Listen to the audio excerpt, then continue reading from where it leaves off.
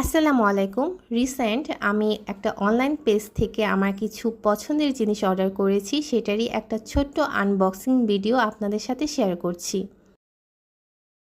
তো ফার্স্টে যেটা দেখাচ্ছি এটা হচ্ছে গ্রেসো আমি 275 ml এর একটা কোটা অর্ডার করেছিলাম, বাট ওনারা আমাকে 100 ml করে 3টা জার দিয়েছে। এটা কিন্তু আমার জন্য খুব ভালো একটা ডিল হলো। আর অর্ডার করেছিলাম একটা মক্সপক্স গ্লোস টাইপের গ্লু।